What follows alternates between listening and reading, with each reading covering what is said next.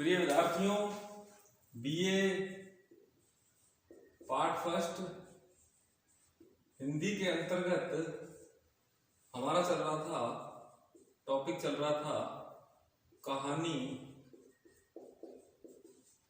हिंदी कहानी का विकास।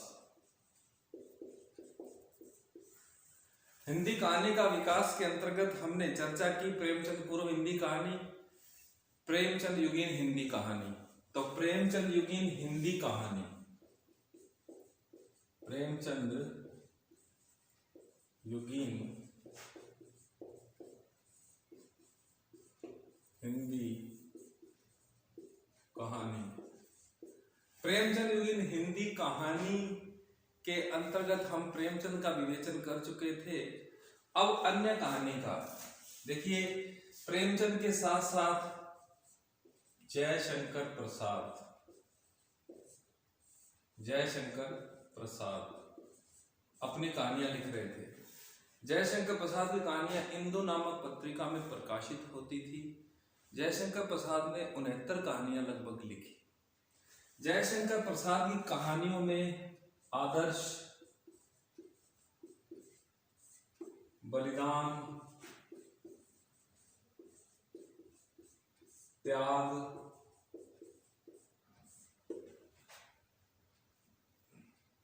प्रेम, भावुकता,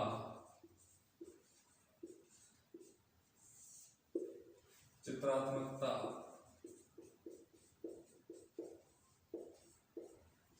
और काव्यात्मकता मिलती है।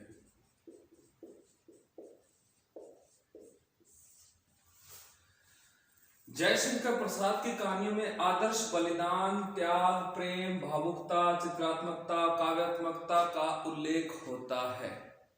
प्रसाद की कहानियों को बताने से पूर्व मैं बात करूंगा प्रसादांत की। प्रसादांत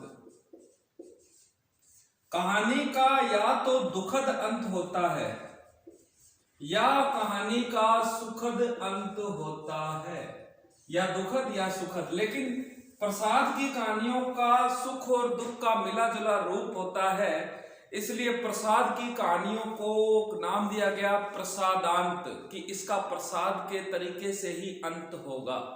तो प्रसादांत क्या है? प्रसादांत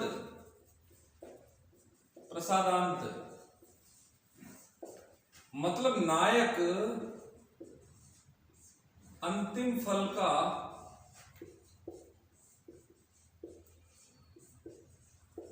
भोक्ता नहीं बन पाता। मतलब सुख और दुख के सम्मिश्रण से समापन हो जाता है।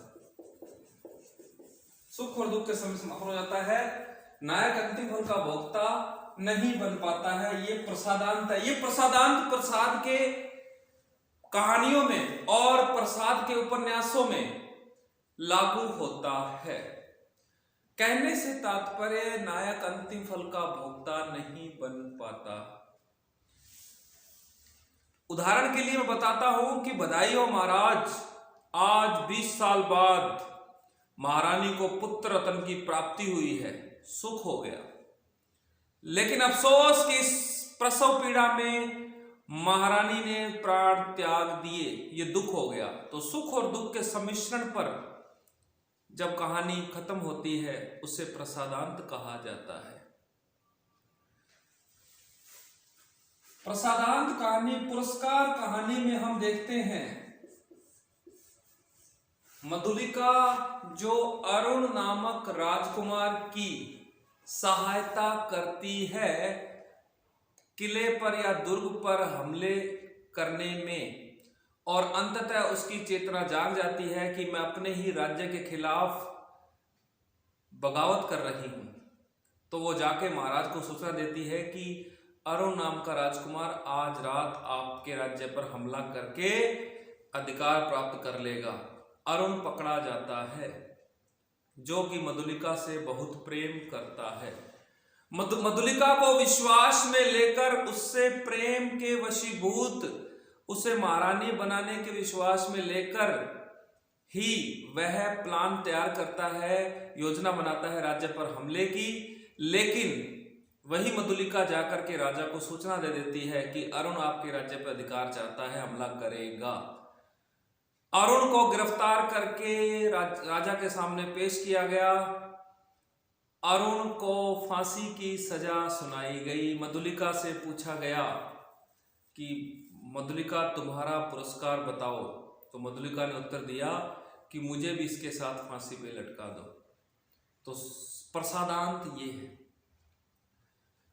देवसेना को नायक कहता, देवसेना अपने नायक को उपन्यास में कहती है कि मेरे इस जीवन के देवता और उस जीवन के प्राप्य क्षमा। कहने से तात्पर्य नायक अंतिम फल का भोक्ता नहीं बन पाता है। प्रसाद की कहानियां हम बात करें, कहानी संग्रह है छाया, प्रतिध्वनि, आकाशदीप, आंधी, इंद्रजाल। छाया, प्रतिध्वनि, आकाशदीप, आंधी, इंद्रजाल प्रसाद के कहानी संग्रह है। प्रसाद की बहुत प्रसिद्ध कहानी पुरस्कार, सुनहला सांप,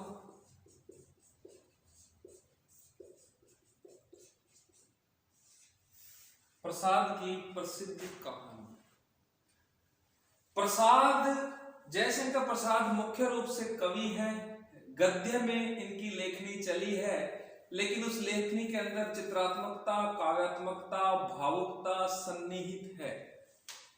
प्रसाद का काव्य महाकाव्य कामायनी, झरना, आंसू और लहर, अशोक की चिंता, पेशोला की प्रतिध्वनि इनके काव्य से।